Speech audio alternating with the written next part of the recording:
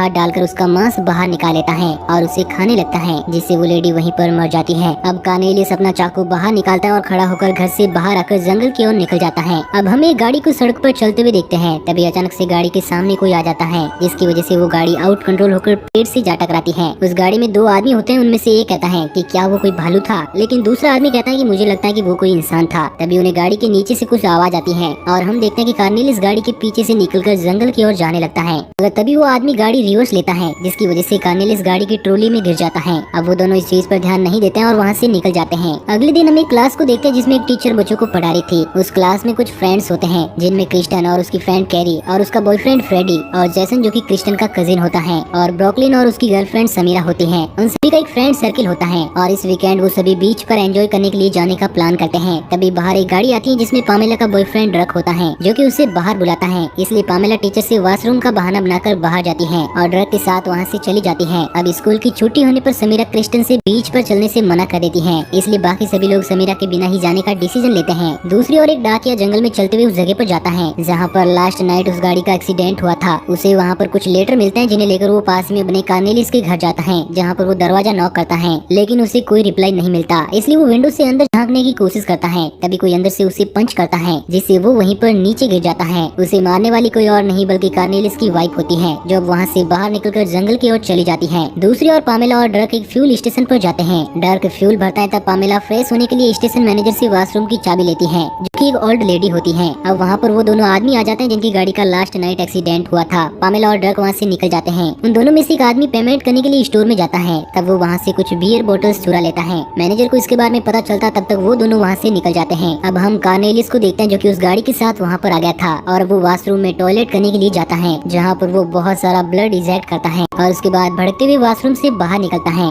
दूसरी ओर हम क्रिस्टन और उनके फ्रेंड्स को देखते हैं, जो कि सभी वीकेंड एंजॉय करने के लिए गाड़ी लेकर निकल जाते हैं। वो 5 लोग ही होते हैं, क्योंकि समीरा उनके साथ नहीं चलती है। अब वो सब भी उसी गैस स्टेशन पर रुकते हैं जहाँ पर कार्नेलियस आया था। ब्रोकलिन को छोड़कर सभी लोग स्टोर में आते हैं, जहाँ पर क्रिस्टन उस ओल्ड लेडी से वॉशरूम की कीज मांगती है। वो लेडी बहुत ज्यादा भड़काऊ होती है और क्रिस्टन को डांटते हुए कहती है कि तुम वॉशरूम में अपना पीरियड ब्लड मत फैला देना, क्योंकि उससे पहले पामेला वहाँ पर गंदगी फैलाकर गई थी। जब क्रिस्टन वॉशरूम में जाकर देखती है तो वो हैरान हो जाती है, क्योंकि वहाँ पर कार्नेलियस का बहुत सारा ब्लड फैला हुआ था। उसे बहुत तेज लगी थी, इसलिए ना चाहकर भी उसे उस गंदगी पर बैठकर टॉयलेट करनी पड़ती है। अब वो सभी फिर से अपने सफर पर निकल जाते हैं। तभी कैरी को उल्टी होने लगती है, इसलिए फ्रेडी गाड़ी रोकता है। तब हम कार्नेलियस को देखते हैं, जो कि उसी जगह पर झाड़ियों में छिपकर उन सबकी ओर घूर रहा था, लेकिन वो सभी वहाँ से निकल जाते हैं। दूसरी ओर वो ऑलरेडी स्टोर को बंद करने लगती है। उसी वक्त हम उसके पीछे उस मेल मैन को देखते हैं। दरअसल वो सब एक वायरस की चपेट में आ रहे हैं और इस वायरस की शुरुआत जैन की डेड बॉडी से होती है और उसके बाद कार्नेलियस से होते हुए आगे फैलने लगता है। वो डाकिया अब उस लेडी के साथ करने लगता है, जिससे वो भी इस वायरस से इन्फेक्टेड हो जाती हैं। कैरी और उसके सभी फ्रेंड्स हाईवे पर जा रहे होते हैं, तब उन्हें एक मोटेल दिखाई देता है और वो सभी अपनी रात वहीं पर बिताने का प्लान बनाते हैं। उसी मोटेल में पामेला और ड्रक होते हैं, जो कि वहाँ पर एंजॉय करने के लिए आए थे। अब फ्रेडी और जैसन मोटेल में इंक्वायरी के लिए जाते हैं और 2 रूम्स बुक कराते हैं। अब सभी अपना लगेज लेकर मोटेल में चले जाते हैं, लेकिन जैसन कुछ देर तक कार में ही रुकता है, क्योंकि उन्होंने 2 ही रूम लिए थे।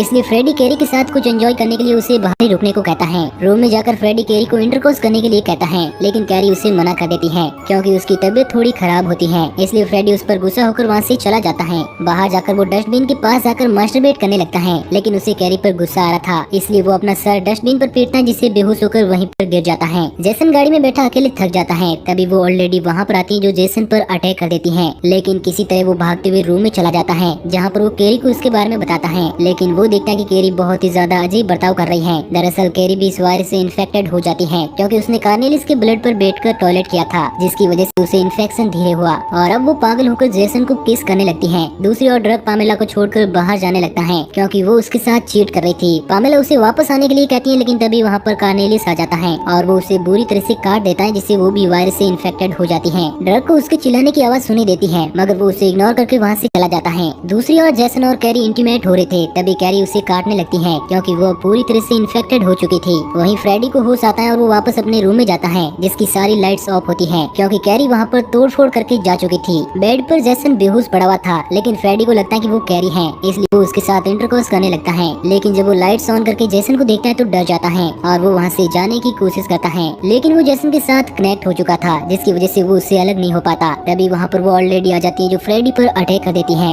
लेकिन फ्रेडी एक बल्ब से उसे करंट देता है जिससे वो बेहोश होकर उसी पर गिर जाती है। दूसरे रूम में ब्रॉकलिन और क्रिस्टन होते हैं, जिनमें क्रिस्टन ड्रिंक लाने के लिए बाहर जाती है, जहाँ पर उसे ड्रग मिलता है और उन दोनों में काफी सारी बातें होती हैं। तभी उन्हें कैरी के चिल्लाने की आवाज आती है और जब वो भागते हुए वहाँ पर जाकर देखते हैं तो वो कैरी को देखते हैं जो कि पूरी तरह से खून से लथपथ चिल्लाते हुए जा रही थी। क्रिस्टन उसे शांत करने के लिए उसके पास जाती है, लेकिन कैरी क्रिस्टन पर अटैक करने लगती है। तब ड्रग उसे पंच मारता है जिससे वो नीचे गिर जाती है, लेकिन तुरंत वो फिर से खड़ी हो जाती है, इसलिए वो दोनों डरकर वहाँ से भागते हुए गाड़ी में जाकर बैठते हैं, लेकिन कैरी भी उनके पीछे आ जाती है। तब डर्क उसे शूट करके मार देता है। अब वो वहाँ से निकलने वाले ही होते हैं कि कार्नेलियस वहाँ पर आ जाता है, जो डर्क को गाड़ी के बाहर खींचकर उस पर टॉयलेट करने लगता है, लेकिन तभी क्रिस्टन उसे शूट करती है जिससे वो डर्क पर गिर जाता है और डर्क उसे हटाकर बाहर निकलता है। अब क्रिस्टन पुलिस को कॉल करके उन्हें हेल्प के लिए बुलाती है और डर्क अपनी गाड़ी की चाबी ढूंढता है। तब वो उसे अपनी गाड़ी के नीचे दिखती है और वो उसे निकालने की कोशिश करता है, लेकिन तभी पीछे कार्नेलियस खड़ा हो जाता है और वो डर्क को घसीटने लगता है, इसलिए क्रिस्टन उसकी हेल्प के लिए गन उठाती है, लेकिन तभी कैरी उसे पकड़कर उस पर अटैक कर देती है। तब तक डर्क कार्नेलियस को पीट कर घायल कर देता है और वो कैरी को भी शूट कर देता है, जिससे वो दोनों बच जाते हैं। मगर कैरी एक बार फिर से खड़ी हो जाती है, इसलिए वो दोनों भागते हुए ब्रॉकलिन के रूम में चले जाते हैं। ब्रॉकलिन जो कि अभी तक इन सबसे अनजान होता है, इसलिए वो उनकी बात पर यकीन नहीं करता। तब डर्क उसे खुद ही देखने के लिए कहता है और जब वो विंडो से बाहर देखता है तो वो कैरी को देखकर डर जाता है। दूसरी ओर फ्रेडी अभी भी अपने आप को जेसन से डिस्कनेक्ट करने की कोशिश कर रहा होता है, लेकिन उसी वक्त वहाँ पर एक पुलिस ऑफिसर आ जाता है जो सबसे पहले उसी के रूम को नॉक करता है, इसलिए फ्रेडी ब्लडी चादर को छिपाकर जेसन के साथ बेड पर लेट जाता है। वो ऑफिसर अंदर आता है और फ्रेडी से पूछता है कि क्या तुमने यहाँ पर चिल्लाने की कोई आवाज सुनी है। तब फ्रेडी कहता है कि ऐसा तो यहाँ पर कुछ भी नहीं हुआ, इसलिए वो ऑफिसर रूम से बाहर चला जाता है। दूसरी ओर डर्क, क्रिस्टन और ब्रॉकलिन रूम से बाहर निकलते हैं। तभी वो पुलिस ऑफिसर उन पर गन तान देता है। क्रिस्टन उसे समझाने की कोशिश करती है कि मैंने ही तुम्हें कॉल किया था और कुछ ज़ॉम्बी हमें मारने की कोशिश कर रहे हैं, लेकिन वो ऑफिसर उन पर यकीन नहीं करता। तभी कार्नेलियस उसके पीछे आ जाता है। डर्क ऑफिसर को पीछे मुड़ने के लिए कहता है और तभी वो देखता है कि कार्नेलियस मास्टरबेट करते हुए उसकी ओर आ रहा है और अचानक से वो बहुत सारा स्पर्म रिलीज करता है, जिससे वो ऑफिसर जल जाता है और ये देखकर वो तीनों वहाँ से भाग जाते हैं। फ्रेडी अभी खुद को फ्री करने की कोशिश कर रहा होता है। तभी जेसन को होश आ जाता है जो कि अब एक ज़ॉम्बी बन चुका था, इसलिए वो रूम से बाहर जाने लगता है, लेकिन फ्रेडी अभी भी उससे कनेक्टेड था, इसलिए वो डोर में अटक जाता है और जेसन की ज्यादा ताकत लगाने से फ्रेडी मिडिल से टूटकर मर जाता है। दूसरी ओर वो तीनों भागते हुए गाड़ी के पास जाते हैं। तभी वो ओल्ड लेडी वहाँ पर आ जाती है, जो ब्रॉकलिन को अपने प्राइवेट पार्ट की मदद से खाने लगती है। उसी वक्त ड्रक उसे शूट कर देता है, जिससे वो ब्रॉकलिन को छोड़ देती है। तब हम देखते हैं कि उसका चेहरा पूरी तरह से जल चुका था। अब ड्रक क्रिस्टन को वहाँ से भगा देता है और खुद भागते हुए पामेला के रूम में जाता है और वो पामेला को मरा हुआ देखकर बहुत दुखी होता है। तभी पीछे से कैरी उस पर अटैक कर देती है, लेकिन वो उसे बार बार पीटता है, जिससे वो घायल हो जाती है और ड्रक थक कर वहाँ पर बैठ जाता है। तभी कैरी अपने प्राइवेट पार्ट से एक एलियन हैंड निकालती है, जिसे वो ड्रक के गले में डालकर अपने पास खींच लेती है और उसे मारने की कोशिश करती है, लेकिन ड्रक उस हैंड को अपने दांतों से काट देता है और फ्री होकर उसे शूट कर देता है। दूसरी ओर क्रिस्टन भागते हुए जाती है। तभी उसके सामने वो मेलमैन आ जाता है जो उस पर अटैक कर देता है, लेकिन तभी पीछे से मैनेजर उसे पीट कर बेहोश कर देता है। क्रिस्टन मैनेजर को थैंक यू कहती है, लेकिन तभी वो उसे भी पीट कर बेहोश कर देता है। दूसरी ओर पामेला ड्रग पर अटैक करती है, लेकिन वो उसे भी शूट करके मार देता है और अपने हाथ मुंह धोकर जब बाहर जाने लगता है तभी मैनेजर उसे भी पीट कर बेहोश कर देता है।